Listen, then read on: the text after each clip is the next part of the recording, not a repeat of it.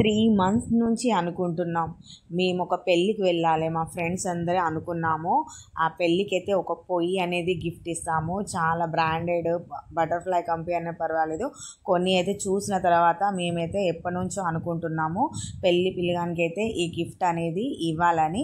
తనకి life long గుర్తుంటుంది కదా ఆ పొయ్యి వెలిగించిన తర్వాత. కానీ అక్కడికి వెళ్ళిన తర్వాత మాకైతే రియలీ మేమైతే ఎప్పటి నుంచో అనుకున్నాం కదా 3 మంత్స్ బ్యాక్. అసలు ఈ గిఫ్ట్ అనేది మొత్తం మేము ఫిక్స్ అయిపోయాం మైండ్లో. మేము ఇంత షేర్ చేసుకొని ఇంత మాకు అంటే పడుతుంది, తర్వాత ఆ గిఫ్ట్ అనేది మేము ప్యాకేజ్ చేపించి ఆ అబ్బాయికి ఇస్తే ఎంత హ్యాపీగా ఫీల్ అవుతాడని. కానీ రియల్లీ ఫ్రెండ్, మనం ఏదైతే అనుకుంటామో అది అస్సలు కానీ కాదు. మీకు కూడా ఇలా ఎప్పుడైనా జరిగిందా? అనుకుంటాం కానీ అది అసలు మనకి రివర్స్ జరుగుతుంది.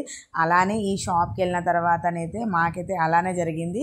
ఇక్కడికి వెళ్ళిన తర్వాతనైతే రియల్లీ ఫ్రెండ్స్ ఎన్ని రకాలుగా ఉన్నాయో, అసలు ఏం గిఫ్ట్ ఇవ్వాలి అసలు మేము మైండ్లోనైతే ఫిక్స్ చేసుకున్నాం ఇదే ఇద్దాంలే, కానీ కొన్ని చూద్దాంలే ఇంకేమైనా బాగుందా, ఇంకేమైనా పెట్టేటట్టు ఉన్నాయా అంటే లాస్ట్కి అయితే పొయ్యిలు అయితే మేమైతే అనుకున్నాం కదా. కానీ అక్కడికి వెళ్ళిన తర్వాత ఒక షాకింగ్ న్యూస్ అక్కడ ఉన్న వర్కర్ అయితే మాకు చెప్పిండు, అది కాదండి ఇదైతే గిఫ్ట్ ఇవ్వదు. అదేంది అలా ఎందుకు అంటున్నావు అని మా ఫ్రెండ్స్ అందరం మేము షాక్ అయిపోయాం. తనైతే చెప్పిండు, అలా కాదండి, పొయ్యి చీపిరి కట్ట చాట అనేది ఎప్పుడు కూడా ఇవ్వకూడదు, అది మీకు ఒక చెప్తున్నాను తర్వాత మీ ఇష్టం అన్నాడు. తర్వాత మేము షాక్ అయిపోయాము. అదేంది ఇంత పెద్ద షాకింగ్ న్యూస్, అసలు మేము 3 మంత్స్ నుంచి అనుకుంటున్నాం కదా అసలు ఇది ఇవ్వాలని.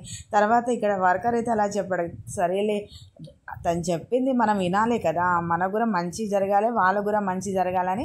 తర్వాత మేమైతే మిక్సీ అయితే చూస్తున్నాం. తర్వాత మాకు ఒక ఫోన్ కాల్ మేము చేసిన తర్వాత తెలిసింది అమ్మాయి వాళ్ళు కూడా అదే ఇస్తున్నారు గ్రైండర్, మనం తీసుకొని కూడా వేస్ట్ అని మాకు అనిపించింది.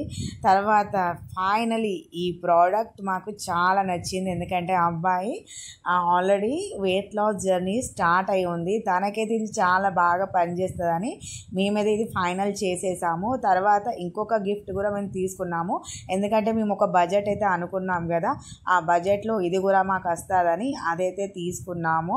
అదొక బ్రెడ్ శాండ్విచ్ టైపు, అంటే తొందరగా ఫాస్ట్గా అయిపోతుంది, మళ్ళీ తన ఆఫీస్ కూడా వెళ్ళిపోతాడని చాలా మేము ఆలోచించి ప్లాన్ చేసి అయితే తీసుకున్నాము. కానీ అక్కడికైతే తర్వాత మళ్ళీ అనుకున్నాం ఇంకేమైనా వేరే బెటర్ ఆప్షన్ ఉందా అని. కానీ రియల్లీ ఫ్రెండ్స్ అది ఒక్కొక్క చిన్న చిన్న ఏది చూసినా ఫ్రెండ్స్ అసలు 700 800, అసలు బయట మనకి ఒక 400-500లకు వచ్చేది ఇక్కడ 1400 1500. కానీ రియల్లీ ఫ్రెండ్స్ అలా ఉన్నాయి.